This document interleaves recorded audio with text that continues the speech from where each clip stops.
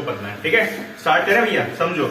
तो अपन किसके आगे पढ़ रहे हैं? अपन चैप्टर नंबर क्या है? 10 नंबर है, 9th क्लास का गुरुत्वाकर्षण कहते हैं। और ये गुरुत्वाकर्षण क्या होता है? जैसे कि मान लो ये पेन है, तो ये पेन को मैंने क्या कर रहा हूँ, उसको ऊपर फेंक रहा हूँ, ऊपर गया ये नीचे आया, फिर ऊपर गया फिर नीचे आया, फिर ऊपर गया फिर नीचे आ रहा। तो ऐसे ही क्या हुआ, सर आइजैक न्यूटन जो थे वो क्या कर रहे थे, वो बैठे हुए थे एक पेड़ के नीचे, बात समझ में आई? तो उनके सर पे भी क्या गिरा, एक सेब गिरा।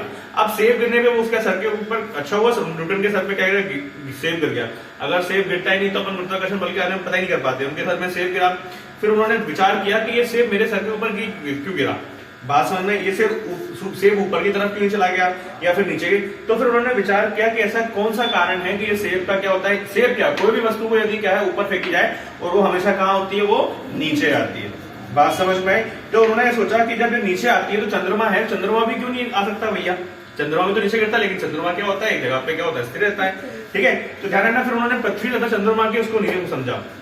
क्या होता है कि आपने देखी होगी ये पृथ्वी, सूर्य है, सूर्य किसके चारों ओर लगाता है, पृथ्वी के, और पृथ्वी किसके जो सूर्य है, पृथ्वी जो है वो सूर्य के चारों ओर चक्कर लगाती है, और पृथ्वी के चारों ओर चक्कर लगाता है बेटा, चंद्रमा लगाता है। तो ऐसा क्या कारण है कि ये इसके चारों तरफ क्या लगाते हैं, चक्कर लगाते हैं। इसको समझने के लिए समझिएगा, सूर्य के चारों ओर कौन लगाता है, पृथ्वी चक्कर लगाता है, और पृथ्वी के चारों ओर चक्कर लगाता है, चंद्रमा लगाता है।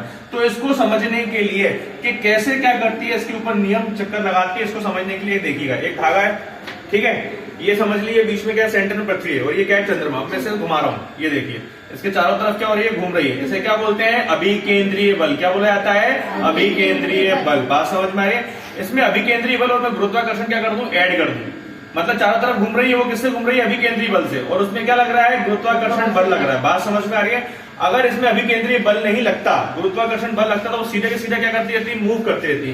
तो बात समझ में आ रही है? तो पृथ्वी के चारों ओर जो चंद्रमा घूम रहा है वो किस पे घूम रहा है, अभिकेंद्रीय बल के कारण और गुरुत्वाकर्षण बल के कारण। गुरुत्वाकर्षण बल से क्या कर रही है, खींच रही है, और अभिकेंद्रीय बल के कारण इसके चारों तरफ क्या करके चक्कर लगा रही है। तो इसे ही क्या कहा जाता है, अभिकेंद्रीय बल। तो कोई भी आपसे पूछे, क्या पूछे कि भैया पृथ्वी के चारों ओर जो चंद्रमा चक्कर लगाता है वो कैसे लगाता है, तो कैसे लगाओगे, अभिकेंद्रीय बल और गुरुत्वाकर्षण बल के कारण। बोलो बात समझ में आई कि नहीं आई? अच्छा लगा, समझ में आना? ठीक है था। तो इसके आगे अपन कब पढ़ेंगे, कल पढ़ेंगे। और एक चीज और,